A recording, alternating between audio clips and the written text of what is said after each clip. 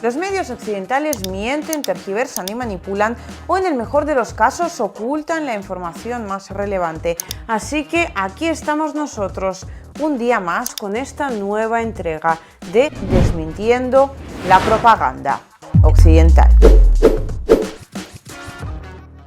Particularmente hoy tenemos un montón de noticias que comentar, así que vamos a centrarnos en dos principales. La primera, pues, son los resultados de esa cumbre de los BRICS, y la segunda, los nuevos hechos que a día de hoy ya conocemos de la catástrofe que recientemente ha sacudido Rusia y prácticamente el mundo entero. Se estrelló un avión a bordo del cual iba el jefe del PMC Wagner, Yevgeny Prigozhin. Vamos por partes y vamos a comenzar con la cumbre de los BRICS. Pero antes de nada, tengo que recordaros que, por favor, si queréis conocer estos hechos, pues en formato de la última actualidad, seguidme en mi canal de Telegram, Liusivaya o @Liusivaya todo junto. De hecho, sobre ambos hechos que vamos a comentar hoy en mi canal de Telegram, justo en estos momentos ya hay un montón de información. Lo único que tenéis que hacer es entrar allí, suscribiros y pues ver todo lo que he estado publicando durante el día de hoy, porque lo cierto es que llevo todo el día tratando de actualizar todas las noticias que hay respecto a ambas cuestiones.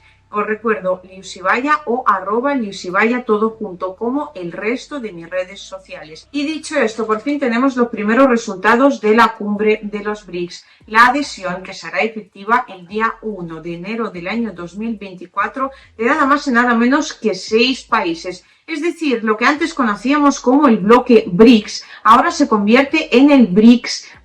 O sea, estamos hablando de Brasil, Rusia, India, China y Sudáfrica, por un lado, los miembros iniciales, y por otro, de la adhesión de países tan sumamente importantes en todos los sentidos, también, por supuesto, para Occidente, como Arabia Saudita, los Emiratos Árabes Unidos, Egipto, Etiopía, Irán y Argentina. No voy a haceros el cuento demasiado largo, puesto que, por un lado, ya iremos comentando estos hechos en los siguientes informes, y por otro, ya tenéis toda la información al respecto en mi canal de Telegram. Tan solo os daré algunos números. Ahora mismo, cuando hablamos de los BRICS+, estamos hablando de nada más y nada menos que el 30% del Producto Interior Bruto a nivel mundial, el 46% de la población mundial y el 80% de los productores de petróleo a nivel mundial.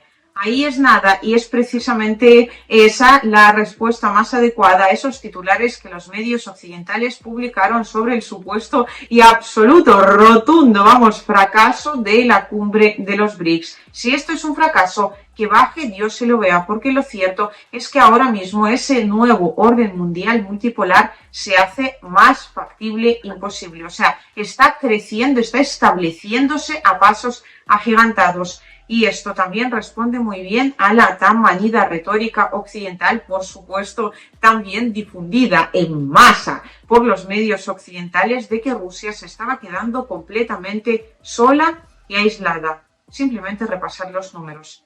¿Quién se está quedando aislado ahora? Eso por un lado. Por otro, pues ya ha comenzado la investigación respecto a lo ocurrido con el avión de Yevgeny Prigozhin. Ya os contaba los hechos en un informe inicial, pero ahora vamos a ampliar información.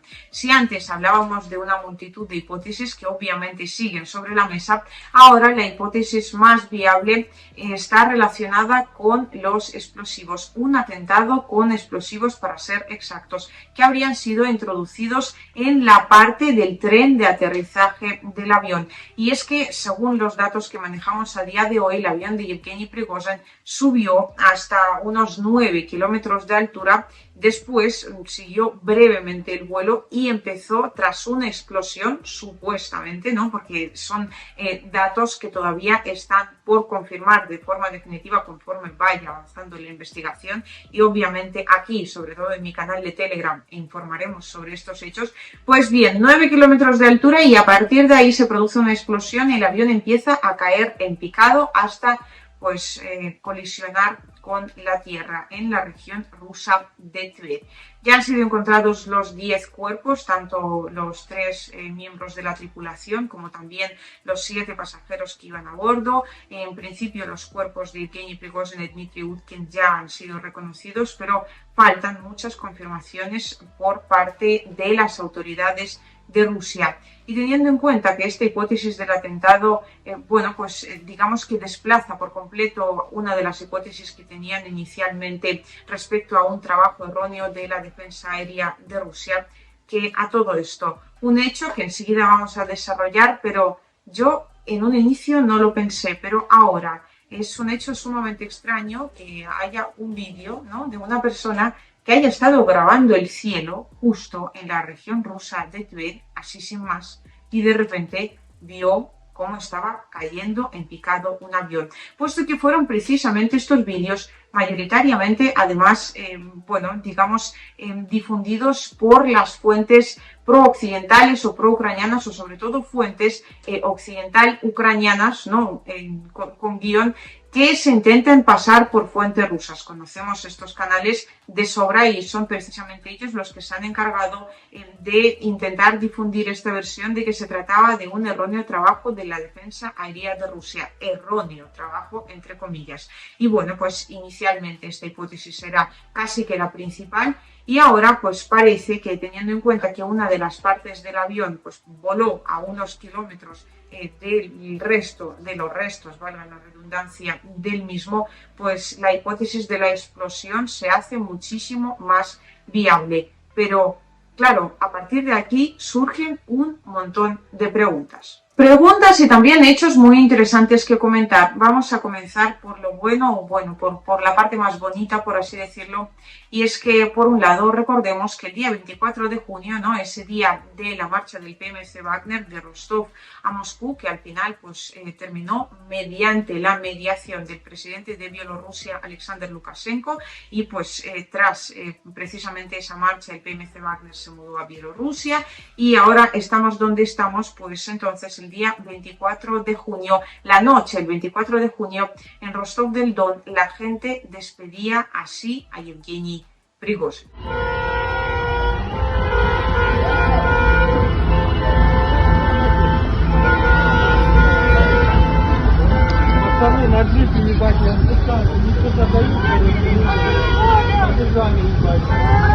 Prigozhin видел?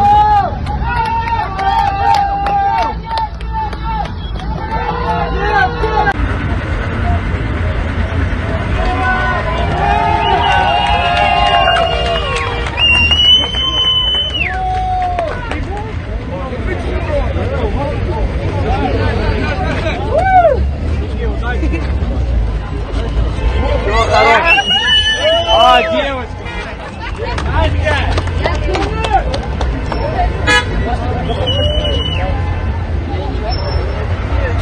Es decir, del lugar de los acontecimientos, Yevgeny Prigozhin no se estaba yendo como un traidor, sino más bien como el héroe del pueblo que era y que siempre será.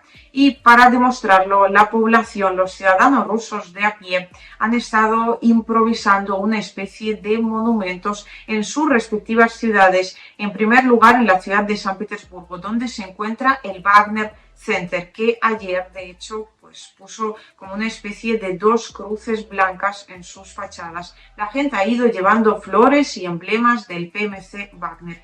Y en respuesta a ello, pues ya hemos visto vídeos donde, por un lado, incluso hay algunos combatientes del PMC Wagner que están llorando ante estos monumentos improvisados a su jefe. Y por otro lado, los combatientes del PMC Wagner que salen a agradecerle a la población rusa estos gestos tan bonitos y tan necesarios en unos momentos tan duros para ellos. Y ahora vamos con las preguntas. Diría que se podrían destacar aquí 2 o 3 principales. La primera, sin duda alguna, ¿qué va a pasar con el PMC Wagner a partir de ahora? ¿Qué futuro le espera?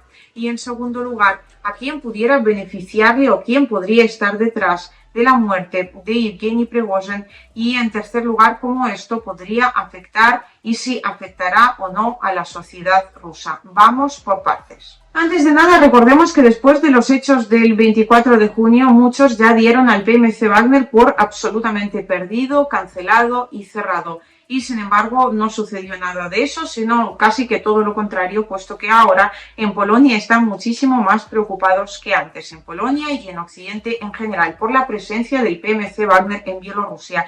Y además, pues este asunto africano que el PMC Wagner sigue desarrollando, es decir, esta misión africana que pues ya llevaba realizando desde hace algunos años, también la de Oriente Medio, a todo esto, pero ahora se hace más vigente y más necesaria que nunca, sobre todo teniendo en cuenta que ya se estaban produciendo negociaciones entre el PMC Wagner y las autoridades de Níger para garantizar la seguridad de dicho país. Claro, si el PMC Wagner al final termina cerrándose, lo cual, sinceramente, y esto tan solo es una opinión, no es ningún hecho y veremos qué es lo que va a suceder al final, dudo mucho que esto suceda, porque el PMC Wagner, lejos de lo que le pueda parecer a muchos, es una pieza absolutamente fundamental dentro del engranaje de la Federación de Rusia. Incluso Vladimir Putin en su momento, incluso después de los hechos del 24 de junio, dijo que no se trataba de traidores, sino de auténticos héroes de la patria que habían protegido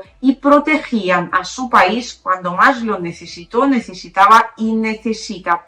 Así que muy probablemente el PMC Wagner, los comandantes del mismo, pues tendrán que buscar alguna solución, alguna persona que pueda sustituir a la figura de Yevgeny Prigozhin, lo cual va a ser tarea ciertamente muy difícil, pero bueno, esperemos que no imposible, porque, repito, los intereses rusos en África y sobre todo los intereses africanos, ese nuevo orden mundial multipolar que acabamos de comentar hace nada en relación a la cumbre de los BRICS que acaba de celebrarse, hay que protegerlo, hay que cuidarlo, hay que seguirlo construyendo y para ello defender a África del constante expolio occidental es una cuestión absolutamente fundamental. Diría que una cuestión de vida o muerte, al menos para el pueblo africano. Así que, por un lado, si bien el futuro del PMC Wagner ahora mismo parece que se está tornando algo incierto, dudo mucho que veamos noticias del cierre definitivo del grupo militar privado en cuestión. Por otro lado, ¿a quién le pudiera beneficiar? ¿Quién pudiera estar detrás? La hipótesis más factible para todos y cada uno de los medios occidentales, obviamente, es la de la fría y cruel venganza de Vladimir Putin. Pero seamos serios, y esto que vamos a comentar aquí tan solo es una hipótesis, pero es una hipótesis que no va a salir en los medios occidentales, así que me parece conveniente que también la conozcáis vosotros. A partir de aquí voy a relataros algunos hechos que me parecen un tanto curiosos o, bueno, pues de alguna forma necesarios de destacar. Por un lado, el día 30 de junio, el jefe del Servicio de Inteligencia de Ucrania, Kirill Budanov, salió diciendo que supuestamente al FSB ya se le encargó pues esa especie de quitarse de en medio a Yevgeny Prigozhin, obviamente desde el Kremlin, el día 30 de junio. Y fue entonces cuando los medios occidentales también comenzaron a preparar este relato de esta supuesta oposición que Yevgeny Prigozhin ejercía frente a Vladimir Putin, que, y esto lo hemos comentado en multitud de ocasiones desde aquí, nunca fue real. Yevgeny Prigozhin jamás se opuso ni se enfrentó directamente a Vladimir Putin. De hecho, tanto es así que al final se dio la vuelta, o sea, él no quería víctimas, no quería problemas, lo único que quería era, digamos, poner de manifiesto su punto de vista, o sea, no se estaba tratando de un golpe de Estado, ni tampoco se estaba tratando de una rebelión. No son traidores, nunca lo fueron y nunca lo van a ser, por mucho que los medios occidentales intenten vender lo contrario. Esto no es una opinión, es un hecho. Todo lo demás tan solo son hipótesis. Así que empezaron a trabajar, ¿no?, en esa historia, en ese relato que pues cada vez se nos iba haciendo como que más factible. Claro, Prigozhin se enfrentó a Putin, se atrevió a marchar directamente hasta Moscú, así que es Putin el que lo ha terminado eliminando. Vladimir Putin a todo esto dijo que a Yevgeny Prigozhin no le pasaría absolutamente nada. Y teniendo en cuenta lo que acabamos de comentar sobre la importancia tanto de Prigozhin dentro de la sociedad rusa, porque estas figuras también son muy necesarias, y Vladimir Putin nunca ha actuado como alguien que las elimina, sino más bien como un elemento intermediador. O sea, no estamos hablando de una oposición pagada desde Occidente, más bien estamos hablando de un elemento que desde Occidente no se podía controlar de ninguna manera. O sea, Prigozhin no era peligroso para Rusia, era peligroso para Occidente, en el sentido de que teniendo en cuenta que nunca se enfrentó a Vladimir Putin, era peligroso para Occidente para cuando Vladimir Putin ya no estuviera. Y es que no se sabe exactamente qué va a pasar en ese momento, quién le va a suceder, y una figura tan sumamente querida por la población rusa como Yevgeny Prigozhin podría poner Occidente entero patas arriba. Creo que esto es un hecho absolutamente obvio. Así que hay una hipótesis de que desde el mismo 24 de junio en Occidente empezaron a maquinar un plan para quitarse a Yevgeny Prigozhin de en medio y para que encima pareciera que lo habían hecho directamente desde el Kremlin. Tenemos estas declaraciones de Budanov, ¿no?, de que el FSB tenía que llevar a cabo esta misión. Por otra parte, incluso Joe Biden se pronunció al respecto diciendo que Prigozhin tenía que tener mucho cuidado con lo que comía. Los medios occidentales, no es ninguna sorpresa para nadie, vosotros mismos habéis visto estos titulares que, bueno, pues estaban difundiendo por activa y por pasiva de que Prigozhin era un elemento muy peligroso personalmente para Vladimir Putin. Y a partir de la creación del relato pasaron directamente a los hechos. Necesitaban a alguien de la máxima confianza de Yevgeny Prigozhin. Y en este sentido las autoridades rusas tienen ya el primer sospechoso. Están buscando a uno de los pilotos personales de Yevgeny Prigozhin, uno de sus hombres de confianza que tenía, por supuesto, acceso directo al avión. Y justo tras haber tenido ese acceso directo al avión en el que al final terminó volando Yevgeny Prigozhin, por alguna extraña razón, según dice su hermano, se fue a hacer senderismo a Kamchatka y nunca volvió a contactar absolutamente a nadie desde allí. Claro, estaba haciendo senderismo de montaña y por lo tanto se encontraba sin cobertura. Ahora mismo pudiera estar, de hecho, ya fuera de la Federación de Rusia. Y por último, volvemos una vez más a estos vídeos, ¿no?, que inicialmente apuntaron en dirección a un trabajo erróneo por parte de la defensa aérea de Rusia. ¿Quién se pone, repito, a grabar en mitad del campo, simplemente mirando al cielo con el móvil y de repente, ¡oh cielos, bendita casualidad!, ve caerse un avión?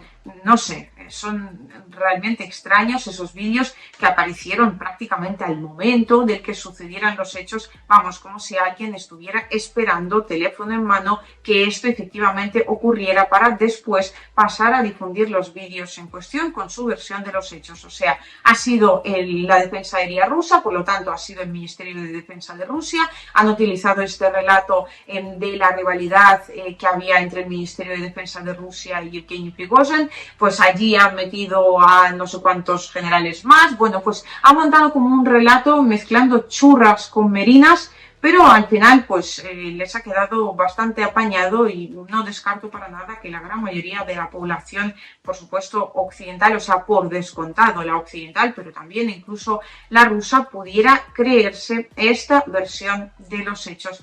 Y por último, a raíz de ello, lo que se esperaba en Occidente era, entiendo, si realmente fueron ellos los que han provocado la muerte de Yevgeny Prigozhin, pues que la sociedad rusa se levantara a defender su figura, que el PMC Wagner quizás quisiera venganza, que volviera a asaltar Moscú, o sea, que bueno, que terminara asaltando Moscú, porque nunca lo hizo en realidad, que volviera a marchar, que todo, o sea, que la sociedad rusa de alguna manera, pues al final terminara partiéndose en dos, que ese es el sueño húmedo occidental desde hace decenios y decenios. Obviamente hay otras hipótesis, también las iremos comentando, pero esta en particular me parecía muy interesante a la hora de compartirla con vosotros. Ya me diréis qué opináis vosotros, qué hipótesis os parece la más factible, si pensáis que la muerte de Yevgeny Prigozhin quizás haya sido tan solo una casualidad, si quienes están detrás pues se encuentran en el Kremlin, si es Occidente el que ha llevado a cabo este atentado,